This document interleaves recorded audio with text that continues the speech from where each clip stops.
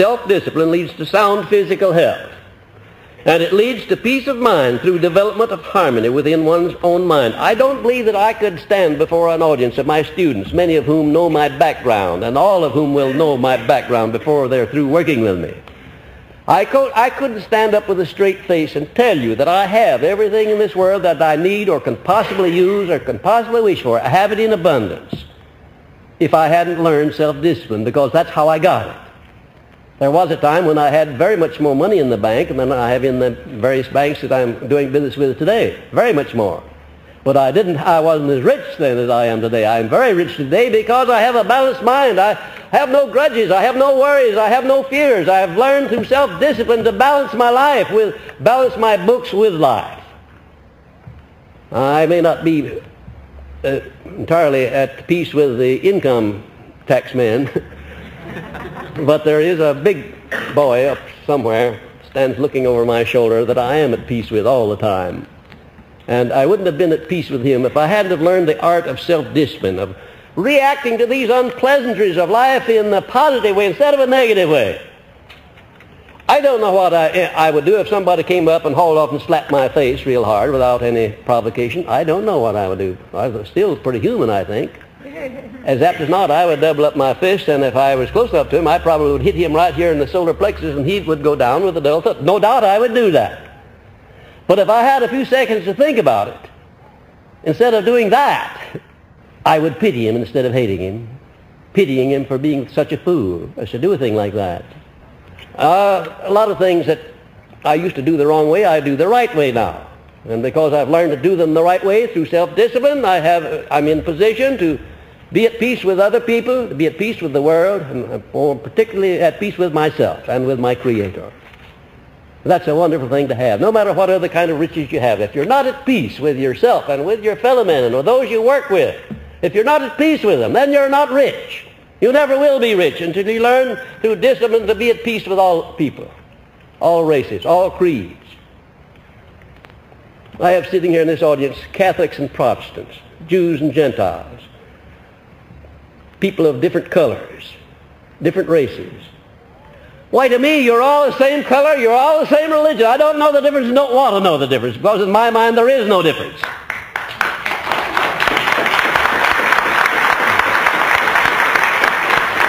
I've risen above this idea of letting petty things, such as racial differences, anger me or cause me to feel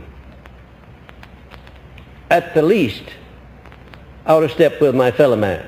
I just won't let those things happen, and there was a time when they did happen. And you know, one of the curses of this world in which we're living, and particularly of this melting pot here in America, is that we haven't learned how to live with one another. We are in the process of learning. And when we are all indoctrinated with this philosophy, we'll have a better world here in the United States, and I hope it'll spread over into some of the other countries too.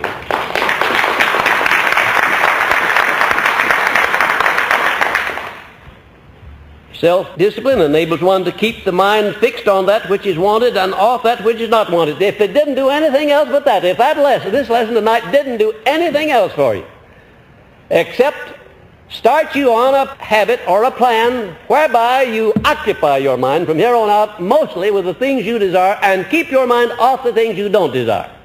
If you did nothing else but that, all the time and all the money that you spend in this course would be paid back 1,000 times over, because you would experience a new birth, a new opportunity, a new life.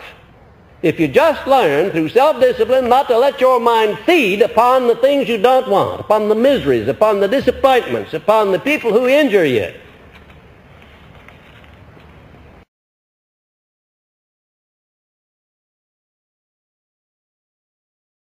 Now, what I'm telling you to do is, it's much easier for me to tell you than it is for you to do it. I know that. I'm not unappreciative of it, of what a difficult thing it is to start in keeping your mind occupied with the money that you're going to have when you don't have any now. Now, I know that. How do I know it? Well, now I'll tell you. You give a guess. I know all about it. You have no experience. That's right. That's right. I know what it is to be hungry. I know what it is to be without a home. I know what it is to be without friends. I know what it is to be ignorant and illiterate. I know all about that. And I know how difficult it is when you're illiterate and ignorant and poverty-stricken to think in terms of becoming an outstanding philosopher and spreading his influence throughout the world. I know all about that, but I did it. I'm speaking now in the past tense. I did it. And if I can conquer the things that I've conquered, I know that you can do an equally good job, but you'll have to take possession. You'll have to be the person in charge. Take possession of your own mind and keep it so busy, occupied with the things that you want, the things you want to do, the people that you like, that you have no time left to think about the things you don't want or the people you don't like. And speaking about people you don't like, had you ever thought of examining very carefully the people, and as near as you can without bias, the people you think you don't like, not to look for their faults to justify your opinion of them. Don't do that. That's very easy. That's the natural thing. That's what the weakling would do. But a strong person will keep himself in subjection through self-discipline, and he'll start in looking in the life of the person he doesn't like for some of the things that he does like. And if you look fairly and squarely, you'll find some of those things in every human being.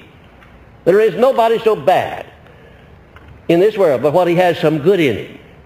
If you look for it, you'll find it. If you don't look for it, you will not find it. I think one of the evils of this age in which we're living, maybe it's the evil of all ages, is that when we come into contact with other people, if they give us the slightest reason on earth for doing it, we not only look for all of their shortcomings, but we multiply those shortcomings and step them up into something bigger than they are. And that's a great discredit and disservice to the person who does it.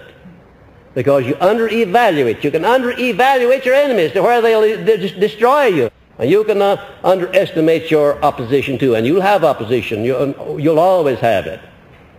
But you can convert a lot of that opposition from enemies into friends if you adjust yourself and start to work on yourself first. Don't start to work on the other fellow to convert him over to your ways of thinking.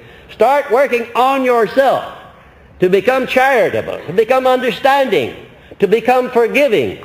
And if a person does you an injury, an out-and-out injury without provocation, you have one of the grandest opportunities in the world to do what? You have a prerogative that he doesn't possess because he's lost the initiative. If a person injures you with or without provocation, he's lost the initiative and you have it. And what is that initiative? You have the prerogative right to forgive him and pity him, don't you? That's what you have.